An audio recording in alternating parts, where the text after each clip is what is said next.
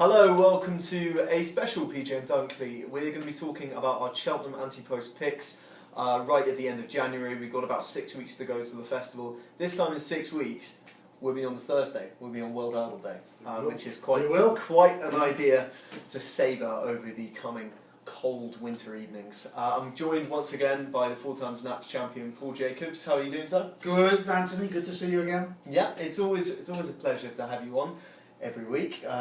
I don't think we're quite getting bored of each other just now. Not yet, no.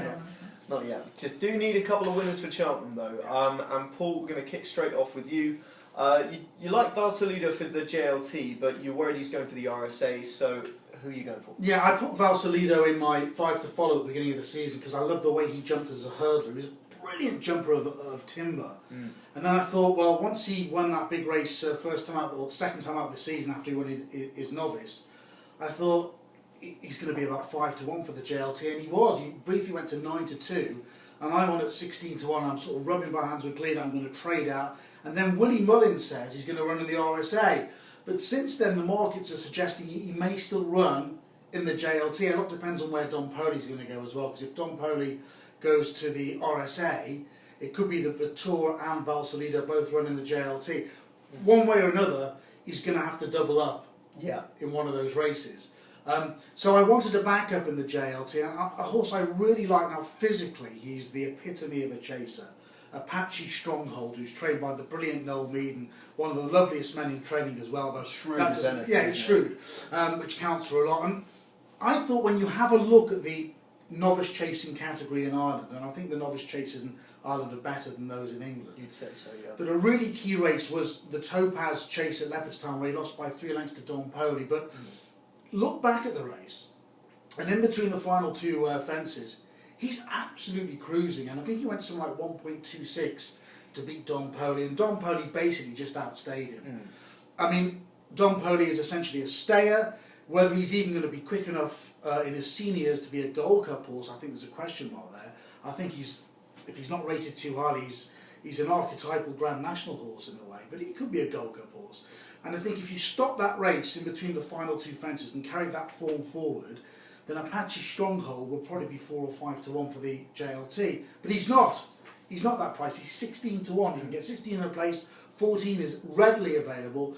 He won't run over 2 miles because Underso is running in the Arc and everybody's running scared of him, but I don't think he's quick enough for 2 miles. And better ground is no problem at all. He was only beaten 3.5 lengths by Vittoria in the Punchestown Festival last year, and he's a horse I think's got everything. And the great thing is his figures have improved time and time again every time he's jumped a fence. I think he'll come forward again. A fast run, 2.5 miles perfect for him, and he's a really clean jumper of a fence, which at championship level, because they go that bit quicker, I think is important. So I may still grab a profit with Valsalido, which would be great to have 2 in the race. But I think he's a really solid backup bet, and I backed him yesterday at double figure price. Well, actually, Paul, Valsalido was one of mine. I'm very, very taken by him. I thought he was pretty incredible in the Drummoor, to be honest. Oh, it was brilliant. It was just exactly what you wanted to see against him. It was the first big novice chase of the season in Ireland. First big Grade 1.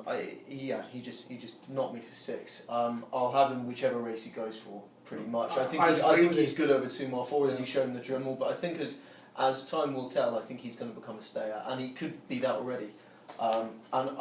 It's a very competitive division this year for novice chasers. Agreed. But I think he has a touch of class about him, and I think the fact that Willie Mullins isn't letting on to which one he's going for just yet is just testament to how many good ones they have. But like last year with Vittoria and Faugheen, at the end of the season he said he didn't know what he was going to do with them all, and I think it's going to be the same case this year. So you will back him wherever he goes? I think I will, yeah, because he's already proven over 2 mile 4, and there's that potential of improvement if he was to go over 3 miles. Couldn't disagree.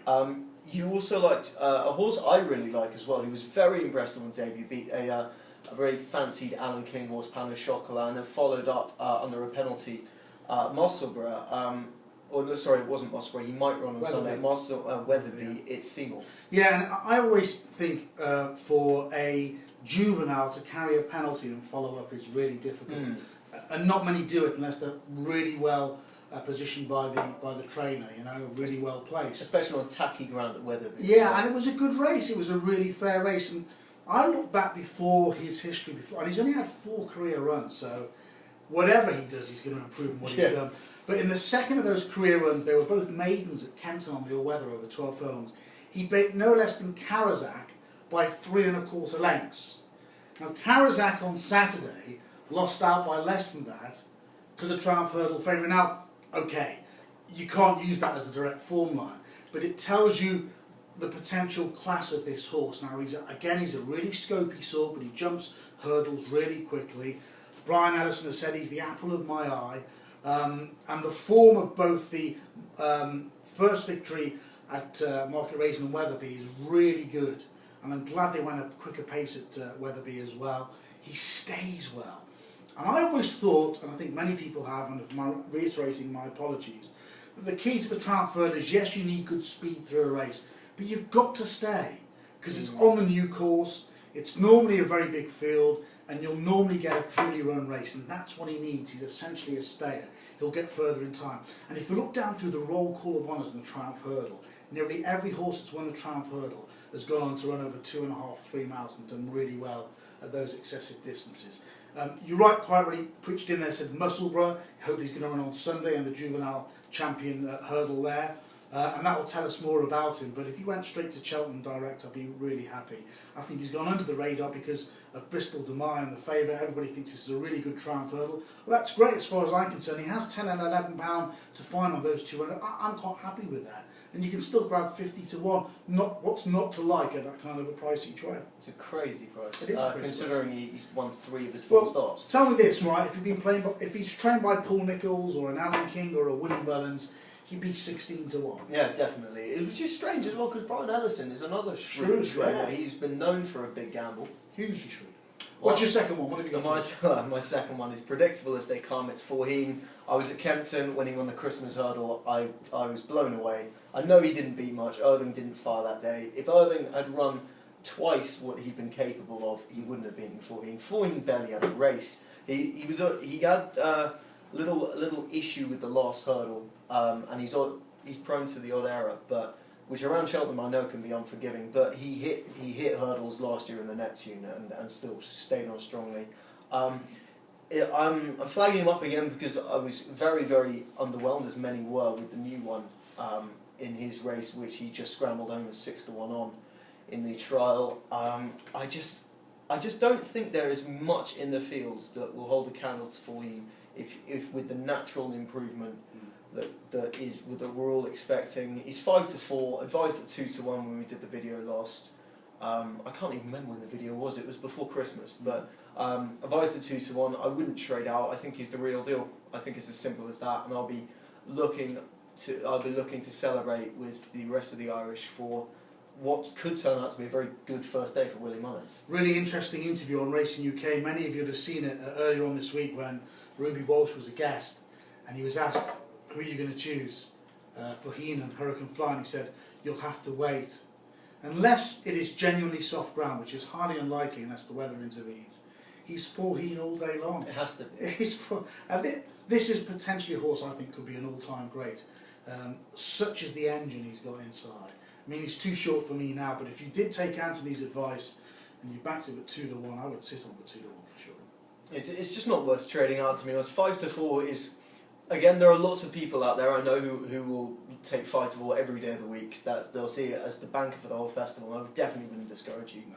I think he's fantastic. Brilliant. We probably this wraps up our anti-post coverage for Cheltenham quite nicely. About 5 or 6 weeks away, but we're going to have great coverage for Cheltenham with lots of videos, lots of pieces on site, so keep checking Easy Odds. It changes all the time. All of these races in the run-up will change all your anti-post previews, Paul. And yeah, just keep checking because Cheltenham is going to be fantastic this year. Have a good weekend.